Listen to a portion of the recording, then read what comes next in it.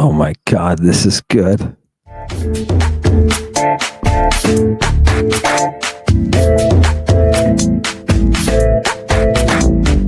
brought these drugs? Who brought that good stuff? Who brought these drugs? Who brought the drugs? Hit 'em with the magic tune. Hit 'em with the magic tune. Eyes rolling back of the head. Eyes rolling like a zombie do. Like a zombie. What kind of drugs is this? Zombies out of it. Drugs on their face, just a little taste. Blood drinkers, death illa. What the fuck is going on? These motherfuckers, they straight gone. Snapping necks, I'm cashing checks. Lovely ladies, know I'm it.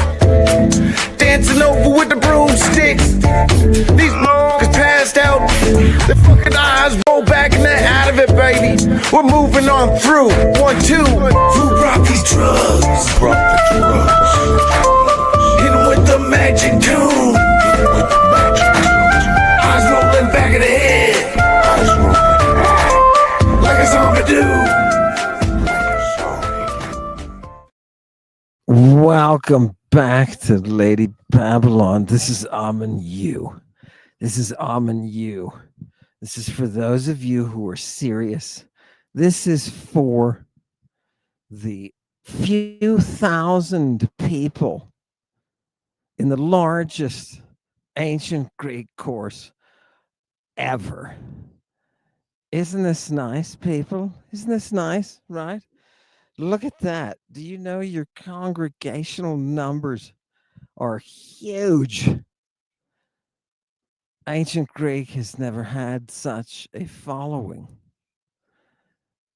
Do you understand me? Realize what you're a part of. It's a tremendously gorgeous thing. Do you understand? And I take this responsibility very seriously. I take it seriously. So welcome and good morning. Good morning. Good morning.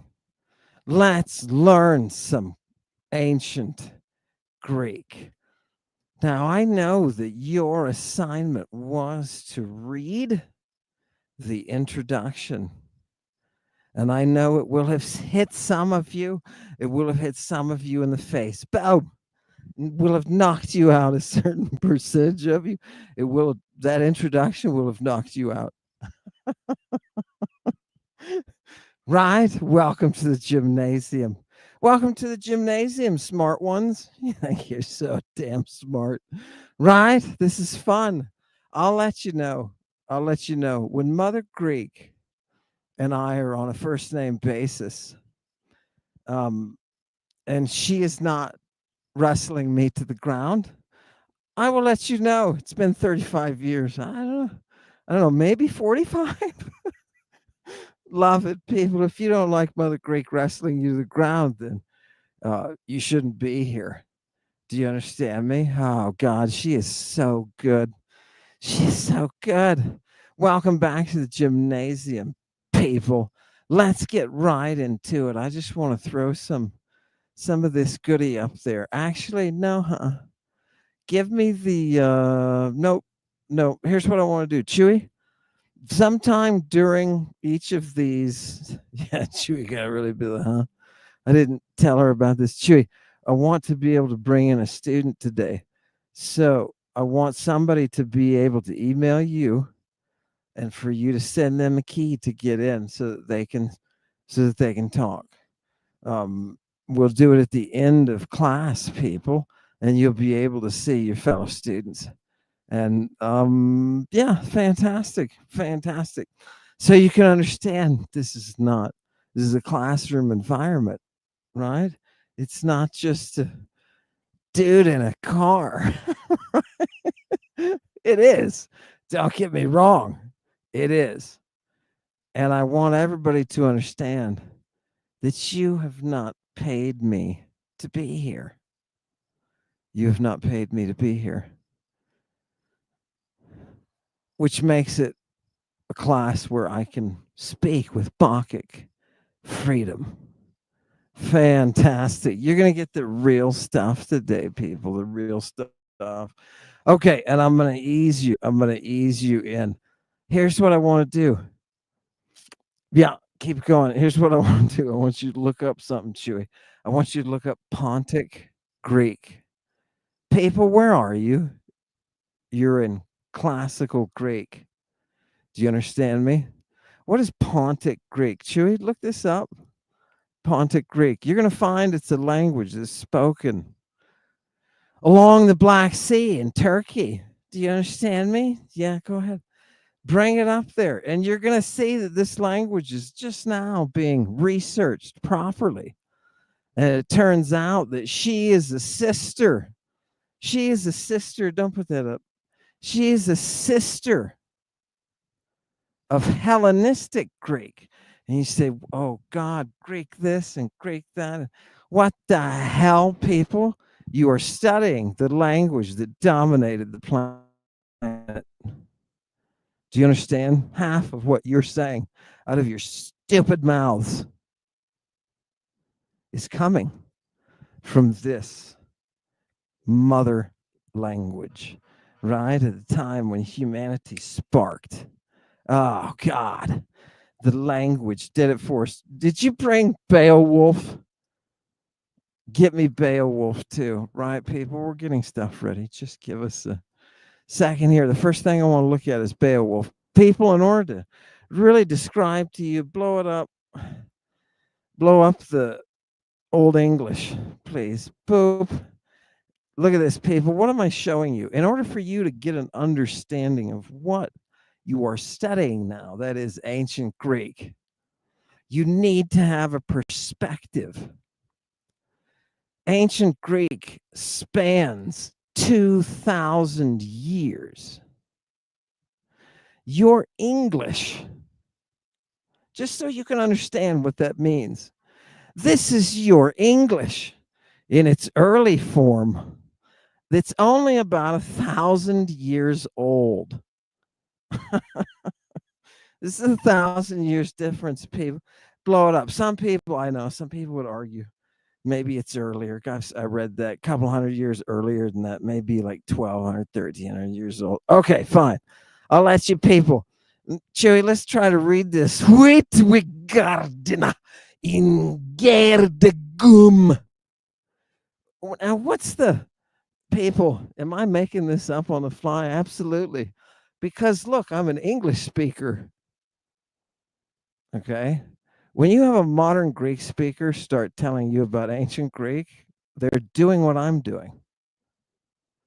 Do you understand? And they're doing it 3 times worse. Do I understand a goddamn word of what I just read to you in Old English? Hell no, people. Hell no. I didn't even know. Bring it up again.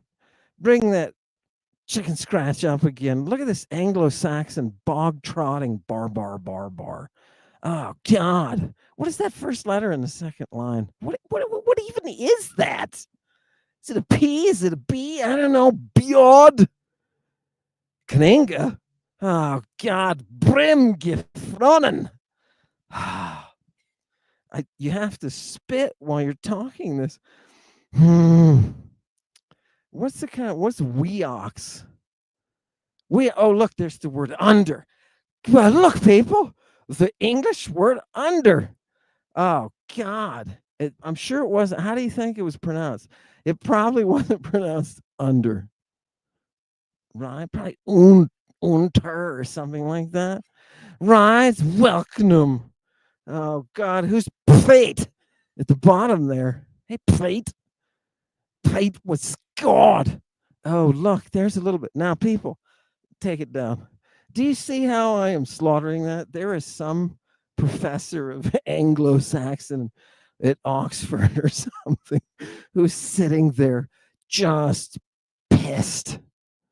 You know what I mean? She's like, that dude is slaughtering. Okay, I am. And she is me with Mother Greek. Do you understand me? With classical Greek, I feel just like her. When I hear somebody step forward with modern Greek, they think they've had a little bit of modern Greek and they jump in and they slash it and hack it. It's a joke and it's a shame. These people have no idos, they have no shame. We are talking about Greek over a 2,000-year period. If we just go from 1000 BC to 1000 Anno Domini, and you were talking about the development over that time, and I'm going to give you texts that can be 2,000 years apart, and you're going to have to read them. Do you understand what a classical philologist is? Do you understand what you're getting into? Yeah. Fantastic. I'm sorry we had to slaughter that bog-trotting Anglo-Saxon crappery. Right? Now, here's an additional problem. Ancient Greek, Mother Greek, is musical. There is a melody generated from speaking. A melody, people. Try that with your English. You can't, because English is a stress-accented language. It does not contain melody. It contains stress, like rhythm. That is dactylic hexameter, an ancient Greek meter in stress, Anglo-Saxon crap tongue.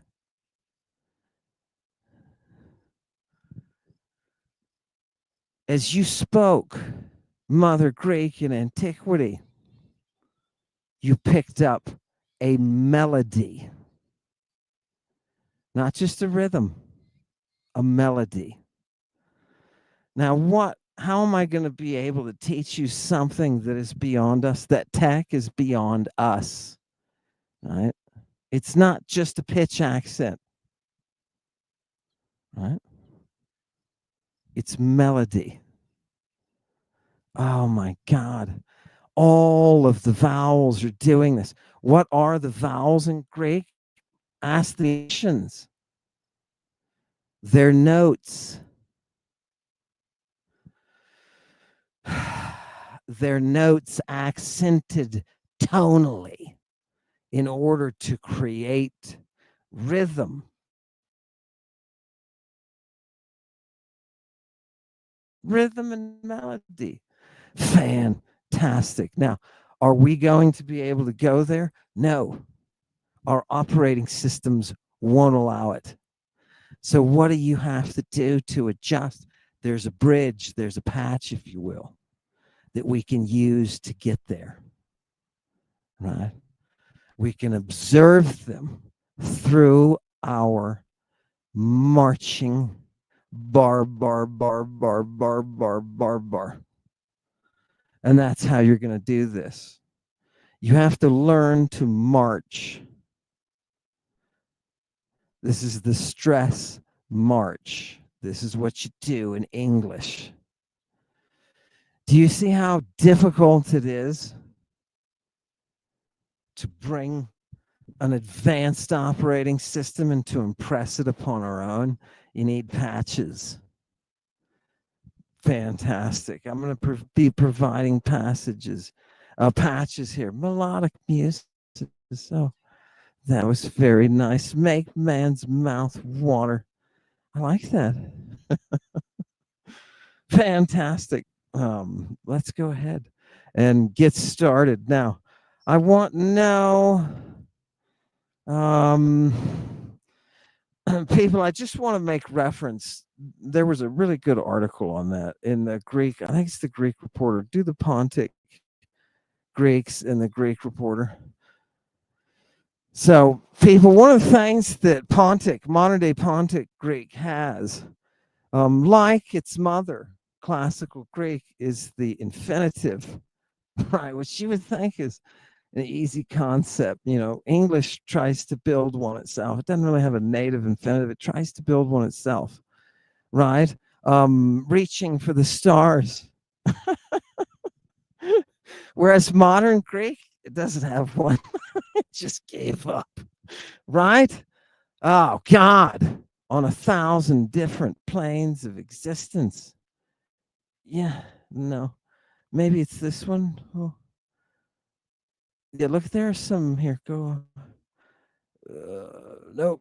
Okay, we'll find it. Well, if you look up for the Greek Reporter and you look for the Pontic Greek that they're doing research on from Turkey, northern Turkey, um, you'll find the complexity is the result of the elevated level of performance of ancient Greek. Okay?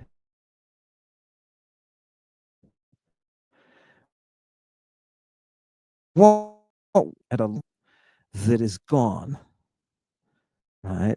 Philologists say a dead language. There's a difference between the books that you read with definitions in them. If the language is living, you call those dictionaries. That's friggin' Romans. Dictionaries. If the language is dead, those are lexica, right? Those are lexica. Yeah, here she is. Go ahead and put her up here. We can run her for a second. Look at the scholar who's working on this. Can you blow that up and play it a little bit, Chewy? Let's hear some of her video or audio. Go ahead.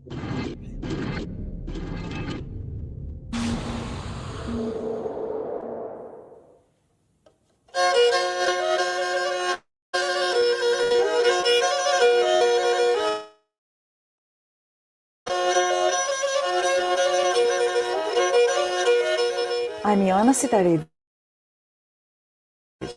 I study Romanic, which is a living language preserving structures only to be found in classical Greek, which has been dead for more than 2,000 years.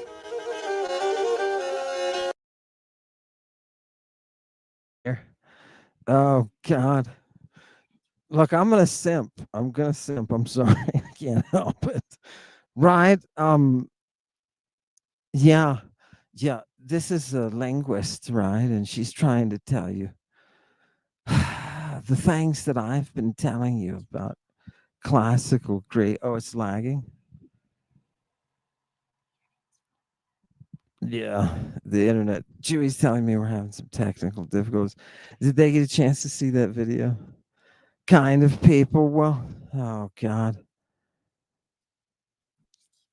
it'll clear up. I think it'll clear up because that person moved. Fantastic. Sorry about that, people. We're in the wake of a supply ship there.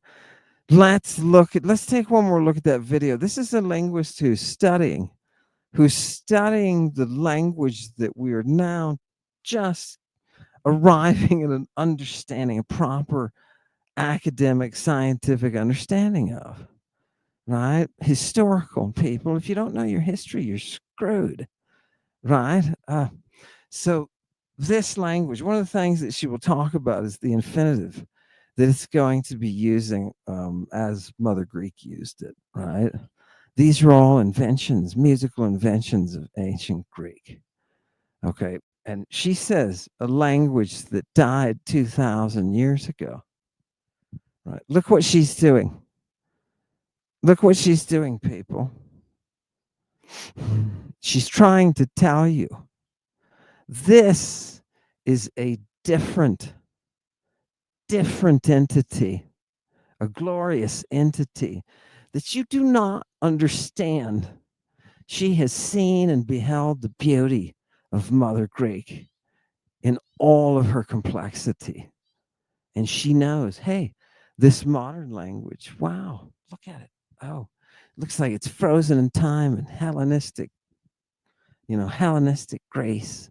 Oh, God, it's gorgeous. I love it. I absolutely love it. Let's try a little more of her video just to give her a little bit. Romaica is spoken on the Black Sea coast of Turkey in some remote mountain villages in the area around Trebizond. This region lay at the heart of the Greek-speaking world until 1923, when Greece and Turkey signed the Treaty of Lausanne, which postulated the exchange of populations. Romaica speakers were exempt from the treaty because they are Muslims. In this remote corner of the world, Okay. If let me just say, if you didn't think that that was sexy, something is wrong with you. Right? Something is wrong. It's the empire blocking. The empire's blocking us because it's so sexy. The sexiness is overwhelming us. Oh my God. People, I don't know if this will come through, but I think they're on to us at this location, broadcasting from here. We may have to move. Chewy, do you want me to move? No? Just leave it. Okay. So, people, what am I doing? I'm trying to show you that what I've been telling you is 100% accurate. And for somebody to step forward and to use a modern Greek pronunciation, first of all, of ancient Greek shows they don't know what they're doing. They don't know what they're doing. Do you understand why this is a degree program at a university? Do you understand why it took me 12 years to get 4 degrees, all of them through classics, right? Or taking classics the whole time. I also did science too, but taking classics the whole time, right? Every semester. Do you understand? We have to be trained to read across 2 millennia. My God, how are we going to do that? Okay? So don't be fooled. This is classical philology. And if you didn't think that was sexy, something's wrong with you, people. Something is wrong with you. Just think about that language that this brilliant woman has brought us all to study and enlighten us. Oh, God. It's gorgeous, right? Fantastic. And it's sitting right in front of you. That language is sitting right in front of you. And there is nothing like her. There's nothing like her. Okay, that's enough of my simpery. I'm going to put these up, Jay. That's enough of my simpery. But you know, I think being a simp can be a very good thing. Right? I think a buddy of mine was the simp in the Garden of Eden, right? Was there a simp there? There was. Oh, God. If you could scrape your armpit scrapings and put them into a drink, and that drink would cause her to completely fall into your arms. Oh, God, would you do it? I don't know. I don't know, people. This is the kind of stuff, this language that we're dealing with, that we're worshiping. This ancient Greek, that's the kind of stuff she talks about. Oh, God, it's gorgeous. And the horror, people, the achidnaic horror is fantastic. Let's do some letters. Pull us up from letters before we get to the blood. People, if you came to ancient Greek to learn about drinking blood, then you've come to the right place. Hello, ladies waving at me. Go get your horse and buggies. Let's get this done. Do it. Now, I want to start. What did I just say to pull up there? Letters. People. Chewy has put together an ensemble that is just going to blow our minds.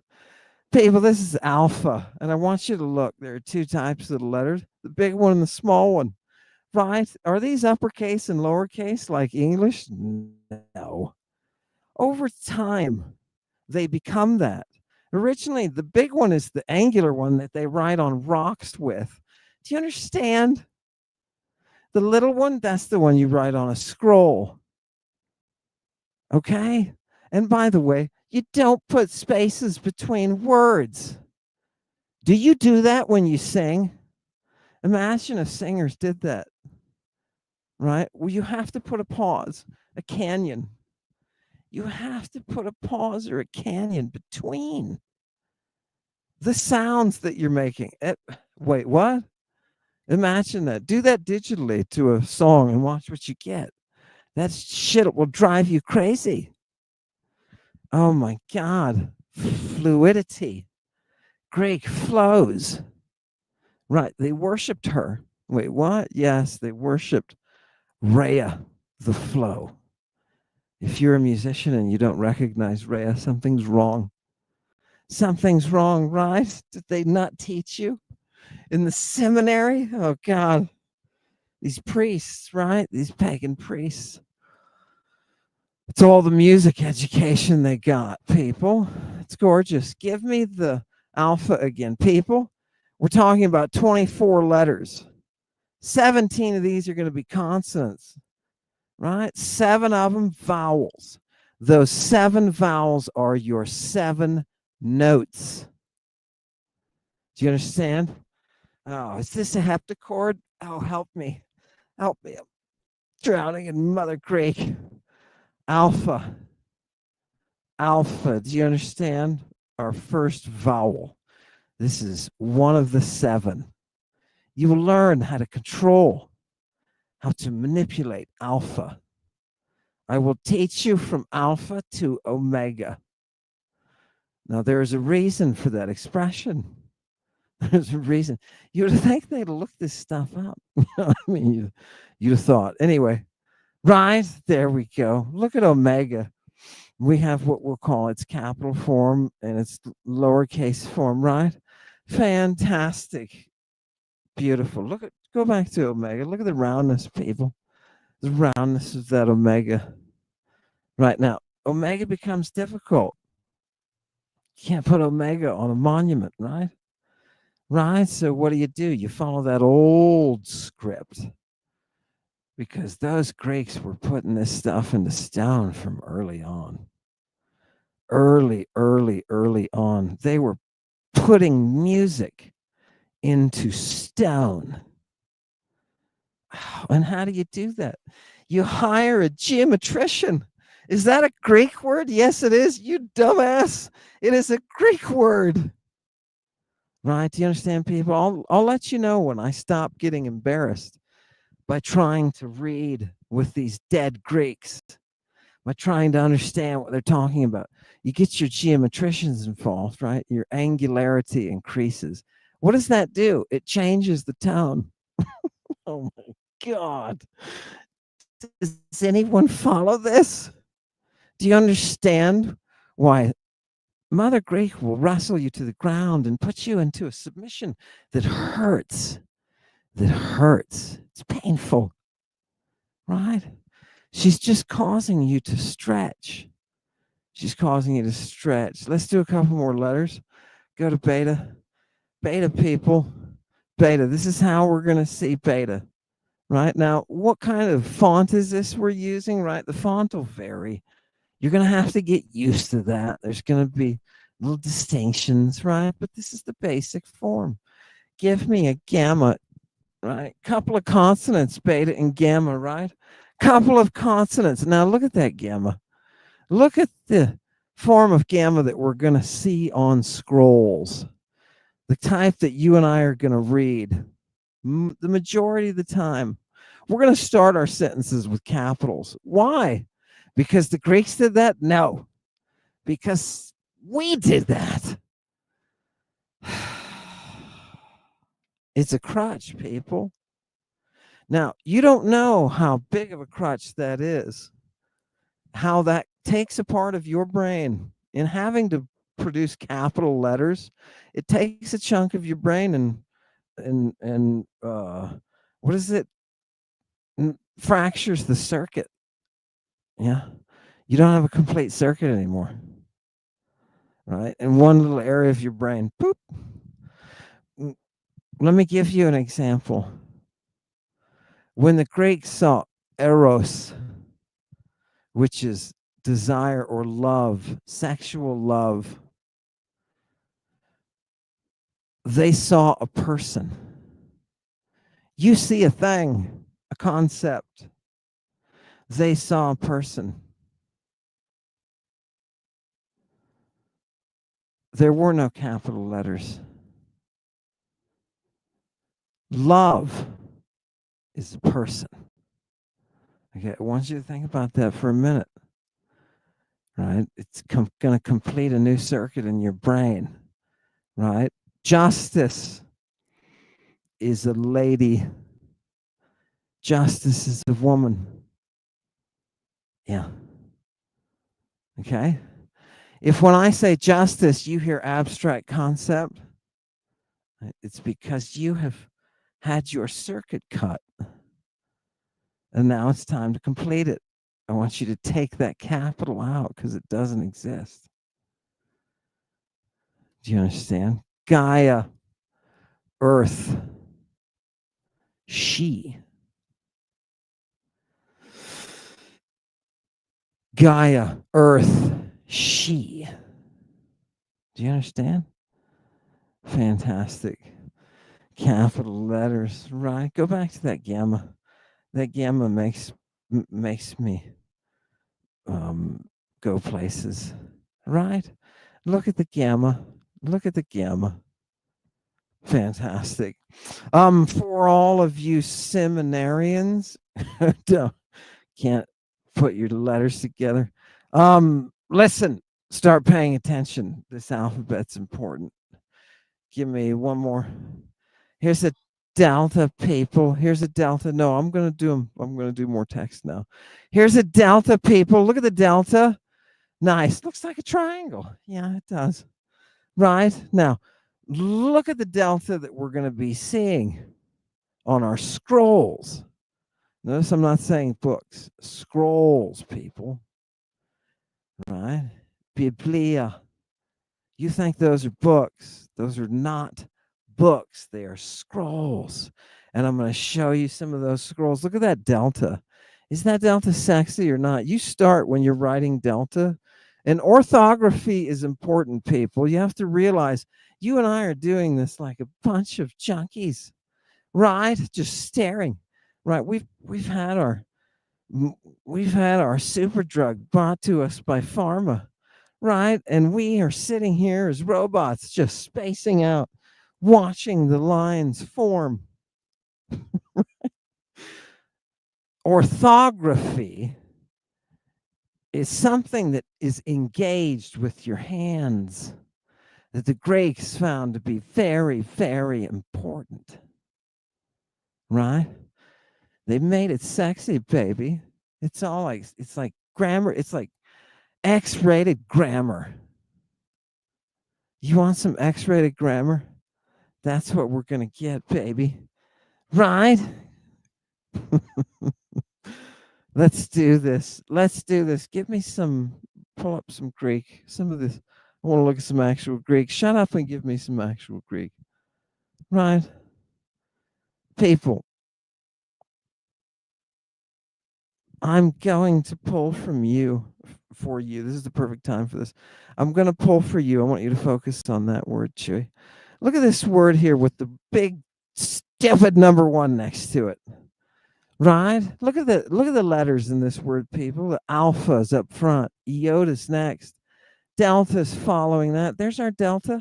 How do we orthographically represent delta? We start right here, right at her navel. Right? And we trace a little line down like this from her navel down here, up, back around a little circle to her navel again. And then what do? We give a little quick yank on the top like this. Whoop. Right? Whoo. Sends a tickle into your brain. You know what I mean? That's the delta. Look at the omega sitting next to it. Omega, that's dirty. Right? Everybody can see the dirtiness of the omega there, right? I don't need to point that out. And then we got a sigma, a terminal sigma on the end of it. Right? And how do you pronounce that? Idos. Idos. Idos. Everybody, Idos. Now that first letter is capitalized only because our editors, many, many, many centuries later, are capitalizing it. Do you understand? Fantastic. Why are our editors capitalizing it? Because well, first of all, here it's starting out a sentence, right? Second of all, they know that the Greeks looked at Idos as a person, as an entity, as an individual. Okay. What is Idos? Idos is shame. Shame. Shame is a lady. Let me introduce you to shame's friend and constant companion. Are you ready? Bring that same passage back up. Right next to her, people. But that little word between the two is kai. Kai, right? And it's just and. Now look at the next word. That's the companion of shame, right? Nu, epsilon, mu, epsilon, sigma, iota, sigma. Ne, me, sis. Nemesis. Nemesis. Idos and nemesis. Nemesis, people. You've heard nemesis because you speak English. Do you understand me? Nemesis. We? Fantastic. Oh, God. Love it. And who is Nemesis? Do you want to know who Nemesis is? Nemesis is the woman who gives you what you deserve, especially when you are ungrateful for what life has given you. Do you understand? Do you understand why she likes to hang around shame? Right? Do you understand? What is that shame? It is a recognition of divinity. I recognize the divinity of Nemesis. I recognize the divinity of Nemesis. And who is Nemesis? Do you know who she is? She's the one who shows up when you are given something gorgeous and have no respect for it. You lose it. When you give yourself to the acquisition of goods, you sell your soul, a piece that you can never reacquire, because your greed stains your soul with the stench of ruin. And ruin is a lady. Oh, God. These people, do you understand me? They're describing the natural, at least in their own terms, the nature's physics. Right? This is nature's bounty, people. They're giving it to us. Now, do you understand why they're writing plays about somebody, the tyrant? The tyrant. Oh, God. Who is the Tyrannos? That's a Greek word, people. Did we find that one? Look up Tyrannos, people. Give these people here. Where I'm gonna go to lexicon. Boom. This is really awkward this way. Look what it does. Go to the lookup page. Here you go. Yep, go there. Now type in Chewy. Boom. Here. Go up there. Good.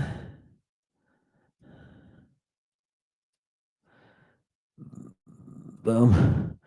Let me pull this up, people. This is well worth it.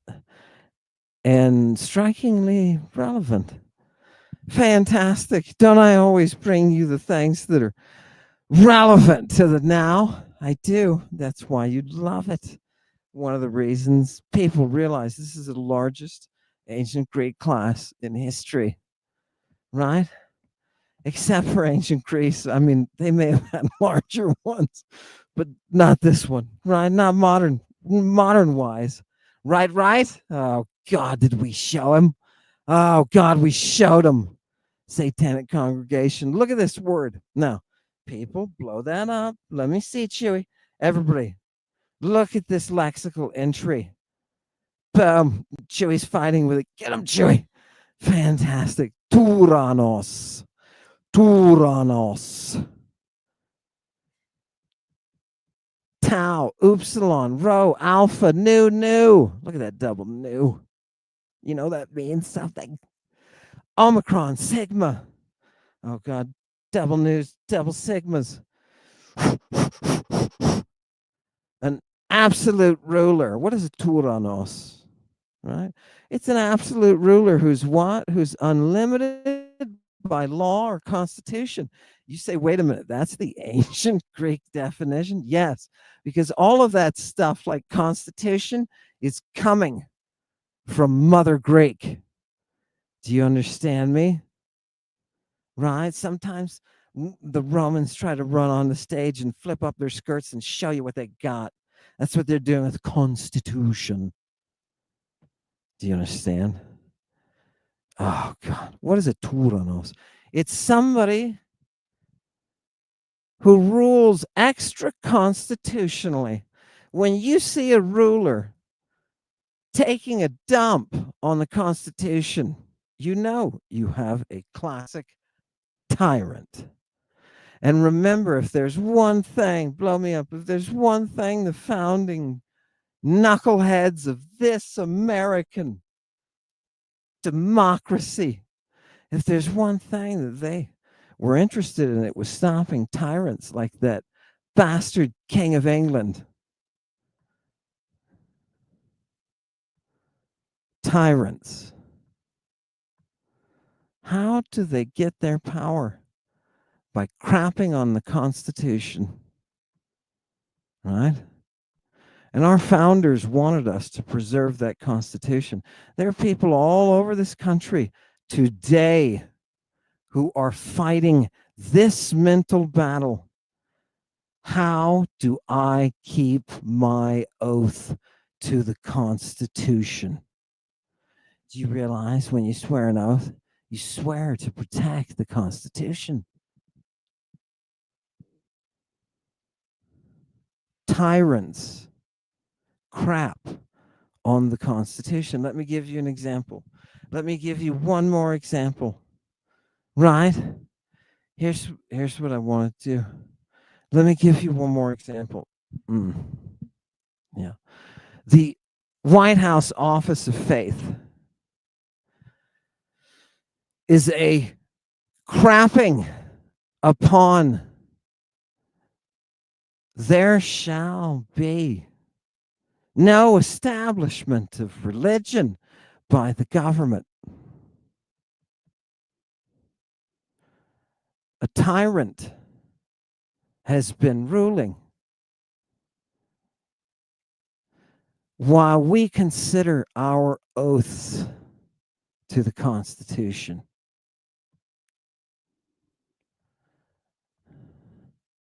We, the people, have stood aside and watched it happen. I always wondered how they felt in Germany in the late 30s and early 40s. I always wondered how they felt as they watched it happen. The greatest generation is hanging its head. The key to defending your oath is Mother Greek. Understand what the founders understood. God, it's gorgeous. People, I'm telling you, if you don't have a history, you're screwed. Okay? That's how people control. That's how people get genocided historically across thousands of years, baby. When they lose their history. Oh my God, do you see? Justification for wiping out human beings is not something new. Right? History is the key. The Renaissance always comes with the rediscovery of Mother Greek. Oh, God. Flash me a couple more letters and then we'll do some more text. This is getting intellectually pornographic, people.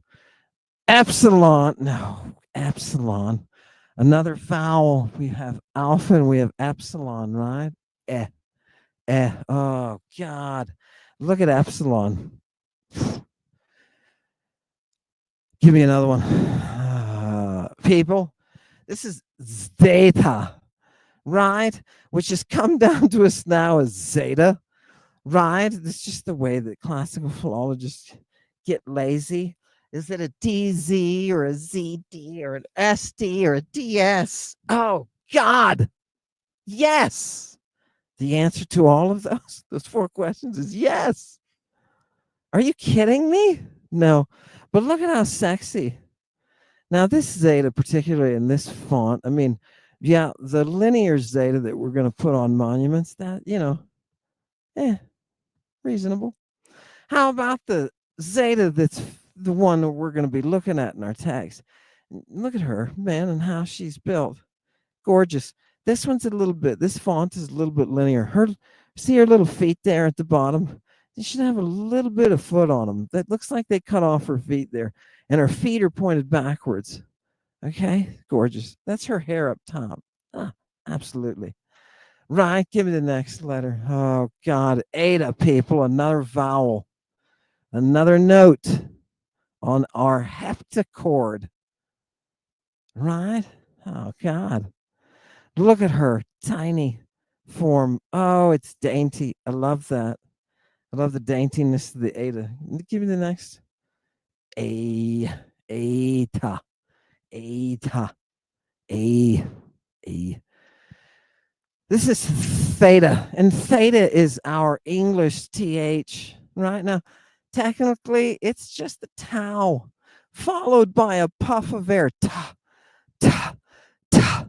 So I had some professors like Tom Worthen who would be insistent in Arizona. He was insistent. He was like, don't pronounce that like a TH in English. It's not the TH in English, right? It's a tau followed by a puff of air. The ancient Greeks were into puffs of air as forms of music, and you see them. Can you believe this? Every vowel, right? Oh my God. Every vowel's got to worry about some sort of puff of air surrounding it. It's absolutely gorgeous, people. This language is beyond the engineering of English, considerably. And it's not just pitch accent. We have modern languages like Chinese that just have plain old pitch. We're talking the production of melody. People, right? Where are the instrumentalists? Did you bring that chart? Where the hell is that crazy chart? Did you bring the chart? Okay, give you a second to bring up this chart. Okay, people. Now, while she does that, I want to scramble your brain a little bit. I know that you're just getting used to the letters, right? People are calling me. They're saying, not calling me, they're writing to me and they're saying, I want to start your course. I want to do the Greek. That's what you is. I want you to pay attention. Pay attention. Gorgeous. Look at this. I want to blow your mind a little bit. What? This is one of the Greek musicians from antiquities writing out, defining music. Try to follow this, people. Try to follow this. Look at the top. Musicality is what the big umbrella is, right? And what do we have within music? We have three parts. We have a technica part, we have a chrestica part, and we have an exangeletica part. Oh, exangelitica, excuse me. I insert an epsilon. Right? Made it easier. I'm an Idosist all the way, people. You mean, wait a minute. You mean we're going to have to deal with different dialects, inserting vowels in different places? Yeah. People, some of them just don't like certain letters together. So they'll change them. They'll drop them. They'll dyslexically switch them. What happens when you take musicians, you take the rulers of the strings and you make them rulers of people? You get ancient Greek. It's absolutely gorgeous. Any any text like this, and I'm going to read to you a little bit from this text here. Now's as good a time as ever. But any text like this is going to tell you there are real problems that we have. First of all, pronunciation. You have no idea what you're talking about, right? Oh, God. Let me see. Where's the pronunciation? Give it to me. No, no, no.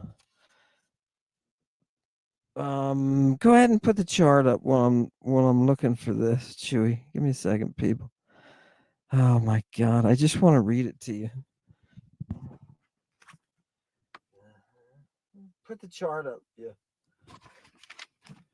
Study that chart, class. Study that chart. Look at those letters.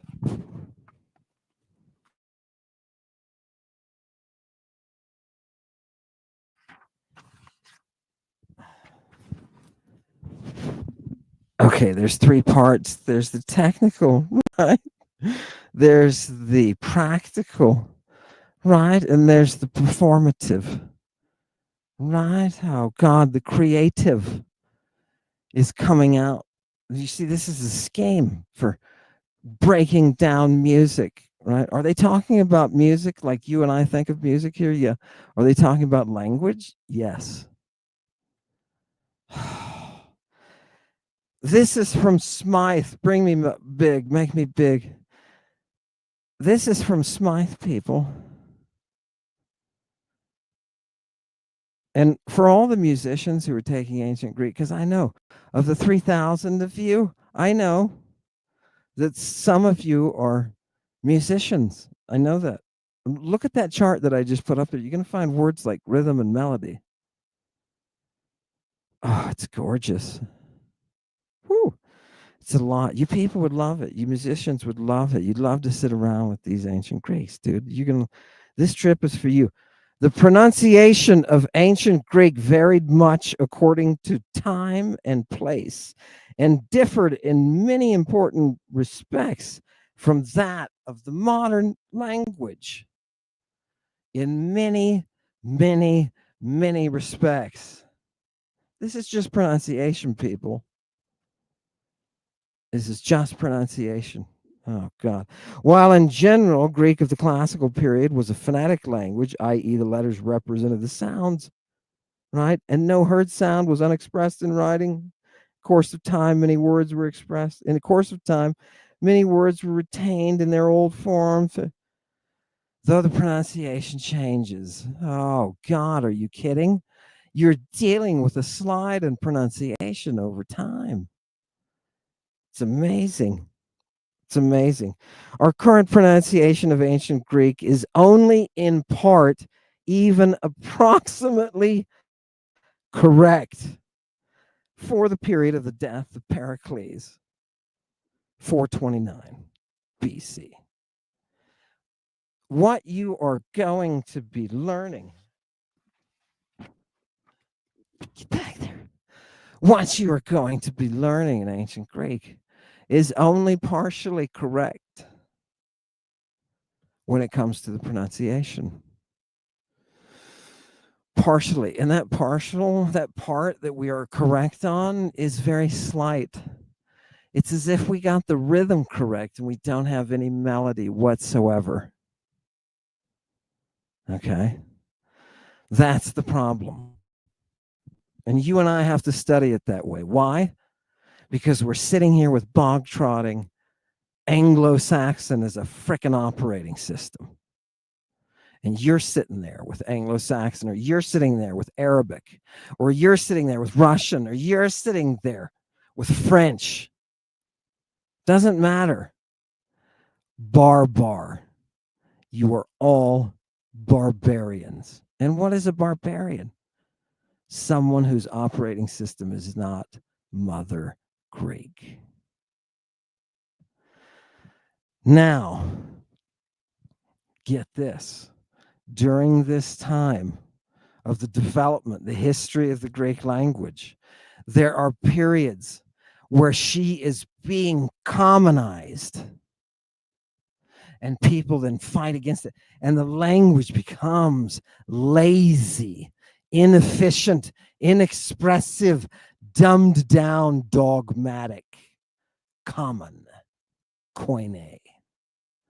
And there are people who come along and say, nay, we need that elevated language that the Athenians had in the fifth.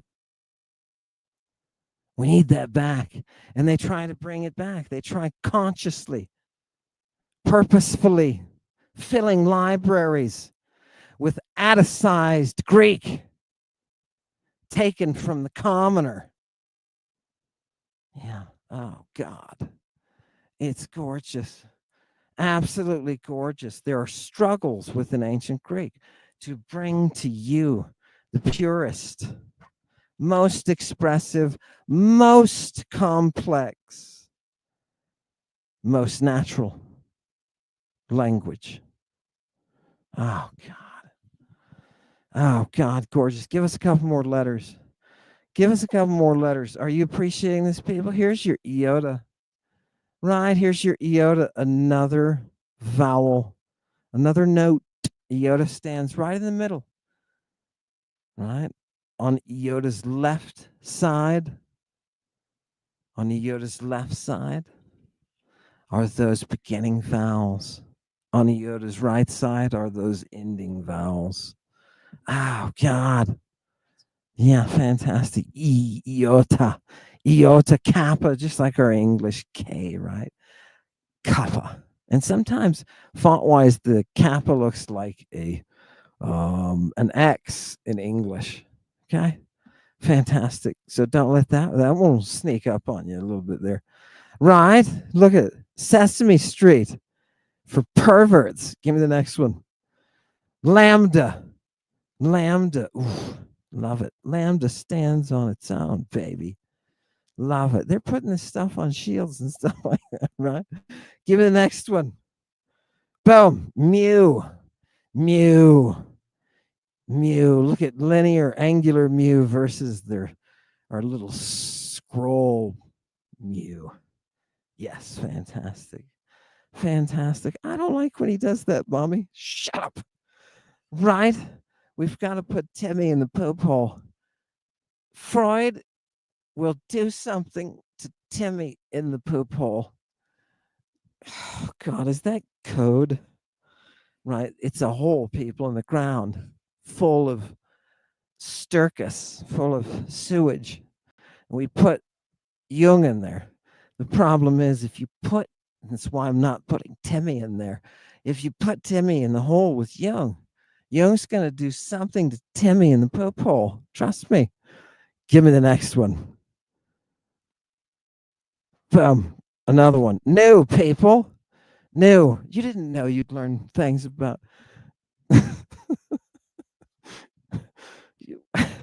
It's not a V.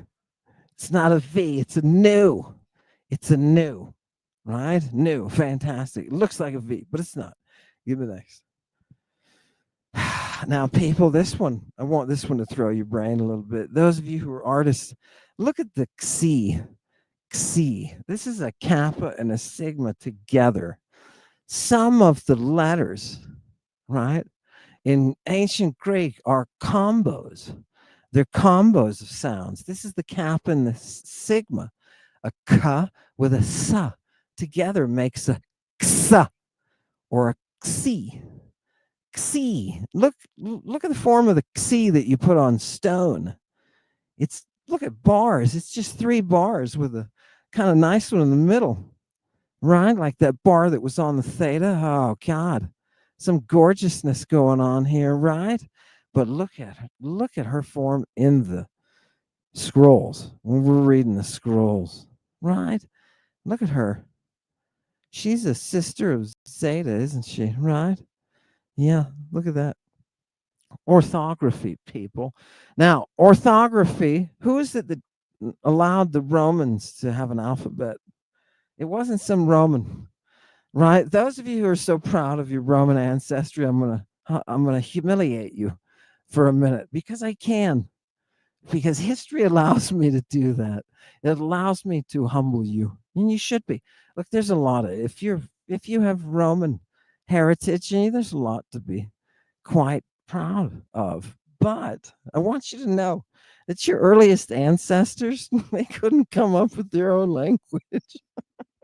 they they couldn't. They had to have a very educated Greek woman teach them how to make an alphabet. What is that alphabet, right? It's your alpha and your beta. It's okay. She didn't do it condescendingly, right? And after all, they idolized her. They turned her into a divinity. They gave her shrines. Go ahead and close. They gave her shrines, right? Worship, right? Who was she? She was their Musa. Musa. She was the muse. Yeah.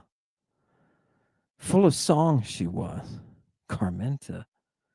Those things just flow. Those songs, they just flow. Where is ancient Greek coming from? It's coming from a woman who sings and is in tune with a stringed instrument. The singer of the guitar brought you your language, you hut dwelling Romans.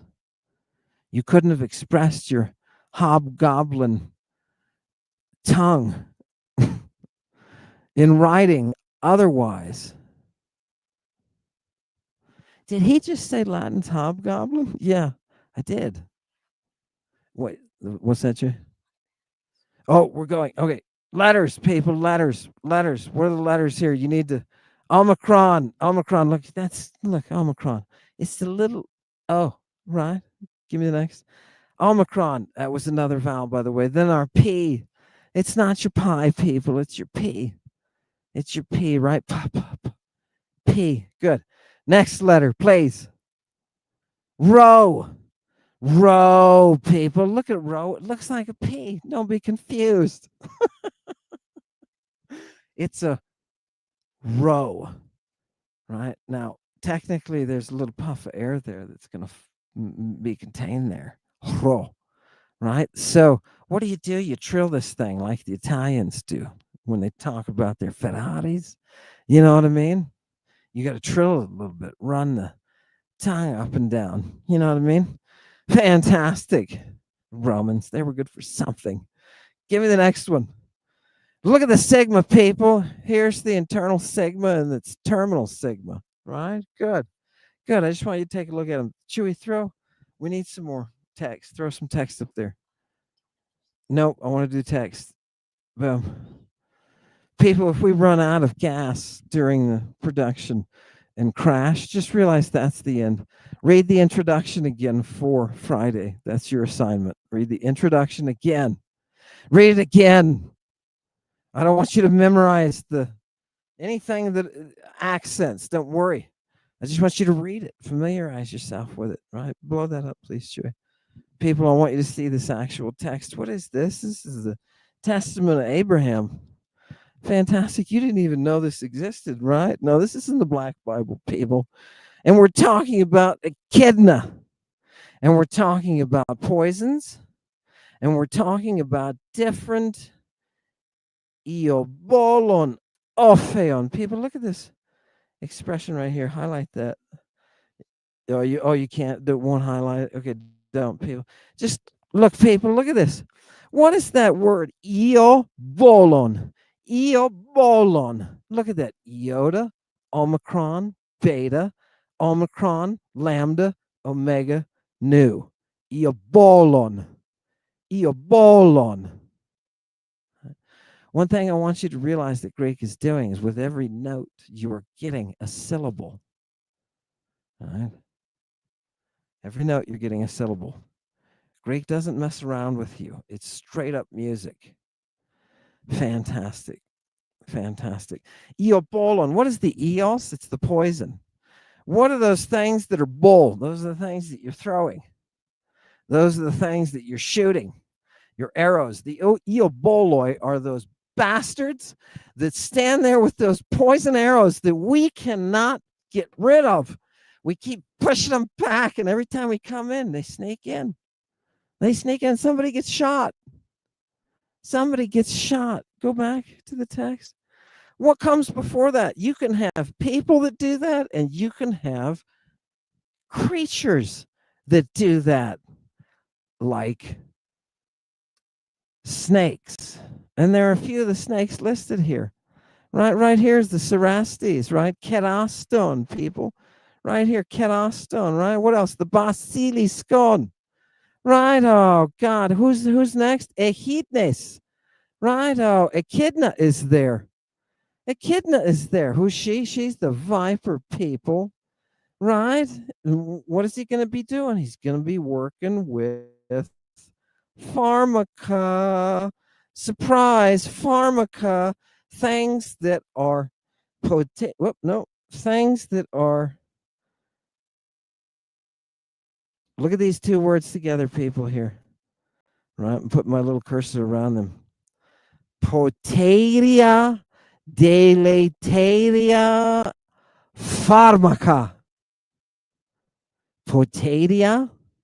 What is that? You remember the cup that you drank of communion? The cup that is deleteria pharmaca. These are the cups of communion that contain the drugs that will kill you. They will cause you extreme harm. Caution. Communion is dangerous. Do you remember what happened when the kid goes in? Who was it? It was some kid. Did he have a name? I don't remember if that kid had a name. This is in the Black Bible, right? It's in the Apocrypha. Some kid goes in to the apostles are there, and he takes the communion without them knowing it, and he paralyzes himself. He paralyzes himself, right? And then he gets healed by the apostles because they know what to give him to reverse whatever it was that was in the communion that is deleterious. Do you realize that word is Greek? Deleterious. All of this, people. Oh my God. Gorgeous. Now give me a couple more letters. Who is this echidna, by the way? We are supposed to be following. People, get this. Okay, I guess I got to be blown up for this one. Listen, people, I hate to be blown up so much. Listen, people, the echidna. We're onto a real horror story because all of this tech is being traced back through an identifiable priesthood, the priesthood of the echidna, right? So that priesthood is operating across time from the creation of the mystery by Medea and the inception of Menadic worship. That's from you ladies being wet. You know, that's why they call them Menads. I'm not kidding you. You mean you seriously? Okay, it's people, I don't know about you. I don't know about you, but this stuff is awesome. Awesome. Give me some letters. I got to cool down with some letters, people. Tau. Tau, people. Look at the tau. It's just our English T, right? That's how we're going to approximate it. Good. Good. And what else? Remember, when we pronounce, we're hitting a sliver of the reality, people. Upsilon. Upsilon. I like upsilon, right? Another vowel. Another vowel. Ooh, good. Gimme. Gimme, gimme, gimme. Here's my personal favorite is he. Is he. Just because you really don't have he. In a lot of places, right?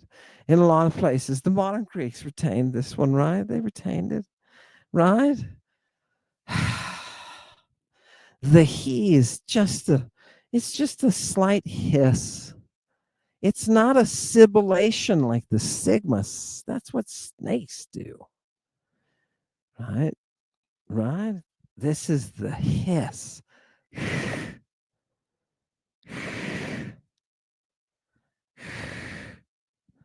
Echidna, right? No.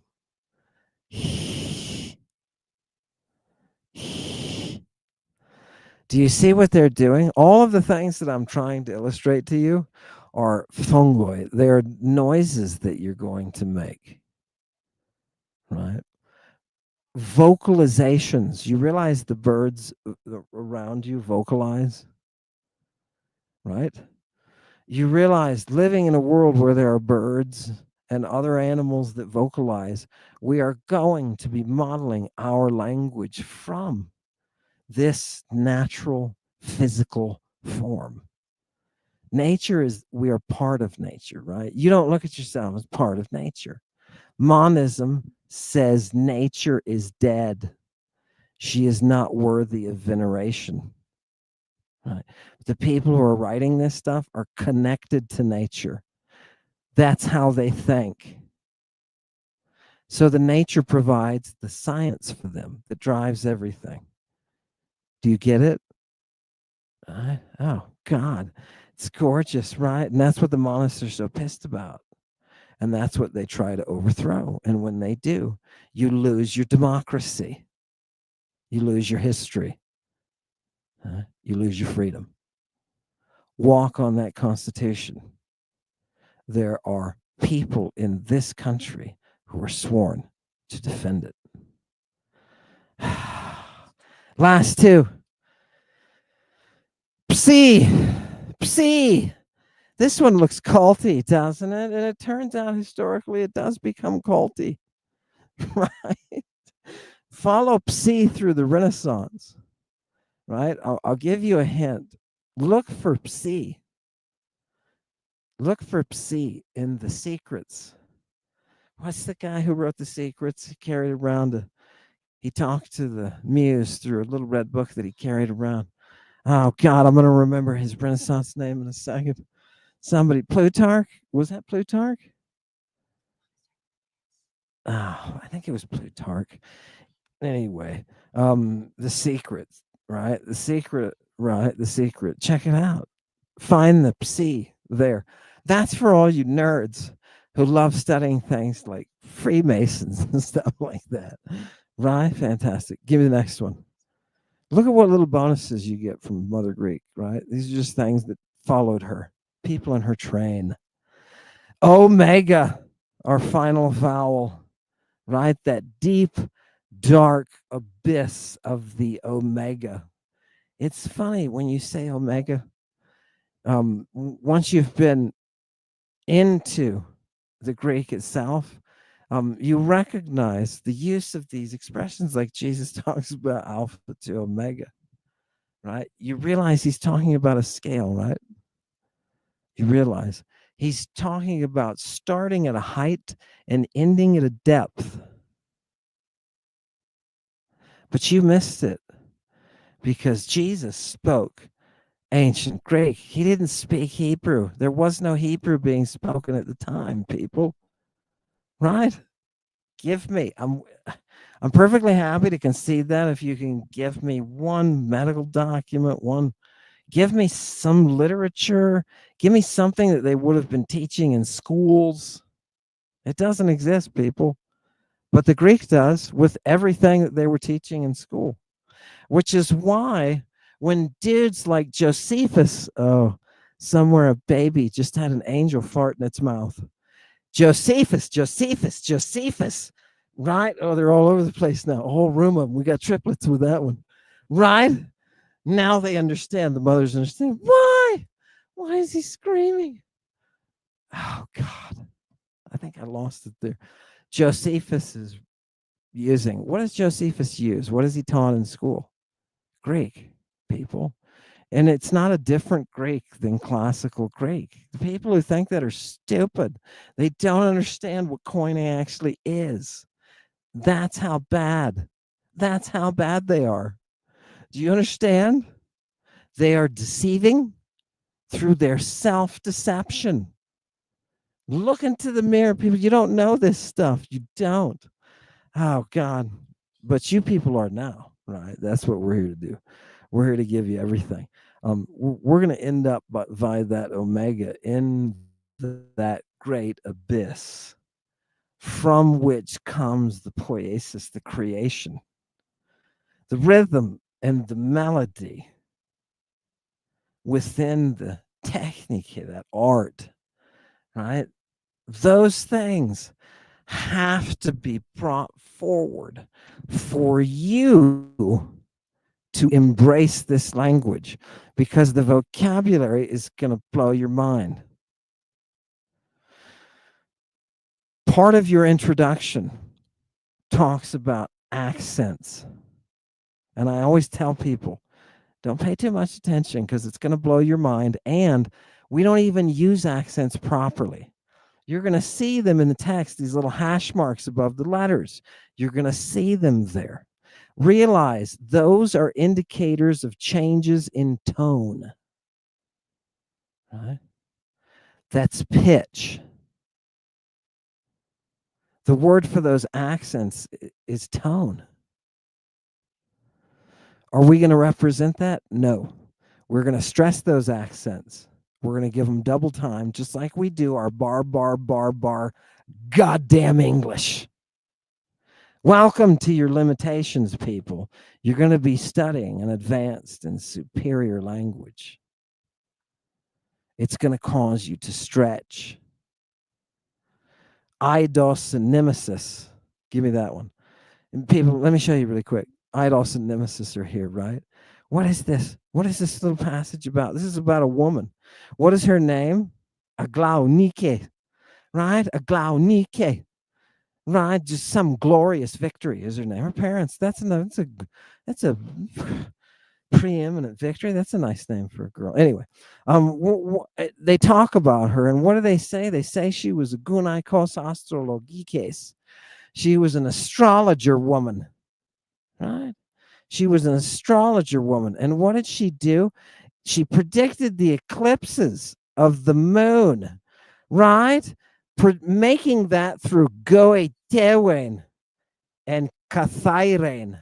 How is this woman determining when the eclipses are going to take place? She is doing it as a goes, as what you and I have described as a magician, but that's a terrible definition, because you know a magos is a person who induces prophetic vision by drugs. We just saw that, right? What is a goes? Goes is a little bit different. A goes is somebody who works through that realm of the voice in what you and I would only call a magical or astrological kind of way. And I don't mean telling you what's going to happen to you tomorrow, right? Right? I'm talking about oracular wisdom across nature's time. That's what she's capturing. And bring that passage up one more time. And this is how she's able. Go ahead, give me the next one. This is how she's able to affect her art. Now, to you, that doesn't sound incredible because, we know when eclipses are going to happen because, somebody did the math and we have it all in record. Realize for the Greek that you're going to be looking at, the people who are working then are the ones who are deriving this knowledge. The working of science is absolutely gorgeous, and it's coming to us through Mother Greek. There is music involved. She is a singer. This is high-tech, people. And when we get into the time traveling stuff, it's going to blow your mind. In order for you to comprehend vocabulary, concepts that I'm going to pull out of their air and are going to blow your mind, you're going to have to know these letters. Get to know the alphabet. Get to know the alphabet so that you can look at those letters comfortably, and we can work on our pronunciation that is artificial and only partially correct to understand this sexy, sexy, gorgeous Greek. Let's have a, can we try a viewer joining? We may dive. Chewy says, okay, here's what we'll do. We're about to dive in our power. So let's set this up for next time. Here's what I'd like to do. Was Hannah here today? Hannah, I want you to email Chewy, and Chewy will email you a key. And next time, which will be Friday at the same time, we'll have you at the end, at the maybe 45 minutes into it. We'll have you in there. I want to talk to you and your experiences in the course, things that you're looking for, things that you're interested in, so that we can start to form a classroom environment. I know there's several thousand of you, right, of the attendees who will be here live. I know there are hundreds of you. Okay. Right now, the first time, I'm just going to randomly pick Hannah because, boom. Let's do it. Hannah, I'll see you Friday. And then if we can start bringing in more people, more students, people to ask questions. And Chewy said, look, a ton of people, right? Oh, Josh is there, and Victoria is there, and Sarah's there, and Nicole, Joseph. Oh, we got a Josephus, some baby. Marianne. Love it. Jiminy Cricket. I'm going to get myself Jiminy Cricket. Right. Fantastic. People, we'll just have to go down the list. Now, hopefully, Chewy has been given full authority to use her bowcaster on anyone who is infiltrating. And what am I talking about? People, this happened in my classrooms. When you offer classes to the public, creeps infiltrate you who don't really want to be there. They want to be there to dissuade or disguise something or tell just to plant some bullshit from somebody else who's competing against you for time, people's attention. It's an abomination, but it's something, I'm Ronan. I deal with shit on the outside. That's what I do, baby. So Chewy has full authority to bowcast anyone who gets on there and starts trying to be, somebody who's not really at the university to learn. You know what I mean? Somebody who's there to disrupt and to cause problems. You mean I have people infiltrate my classes? Yes, I do. It's terrible. Students come to me and say, hey, you know what this person is doing? So Chewy is the guardian, and I like this format. You know what? And since we have the largest ancient Greek class on the planet, people can just follow us. Thank you for coming. Yes, we'll see you Friday. Be ready, Hannah, and we'll be a little bit rough on the tech to start with, but we'll smooth it out. We'll see you Friday morning. Please reread your introduction and don't let the accents punch you in the face. Okay? Don't let it. They're not going to stop you. If you don't understand them now, it's not going to stop you. Right? You'll learn. And by the way, the accents are wrong. Right? All right. Thank you for coming. Please follow the echidna in the horror, because she is looming large on your horizon. Hail Satan. They roll around like a zombie do, eyes roll in the back of their head, eating the dead, blood drinkers, snow blind again. On the microphone, 1-2, Orphic harmony on the harp. It's Donnie Darko, milking these motherfucking bricks out. Teddy Bass putting in more work, when politicians pulling your skirts. Just dance a little bit, wugga, 2 shoes at the party, dressed to kill. These motherfucking drugs got them ill, baby. I'm a Diaz dead switch with the prick. Who brought these drugs? Hit him with the magic tune.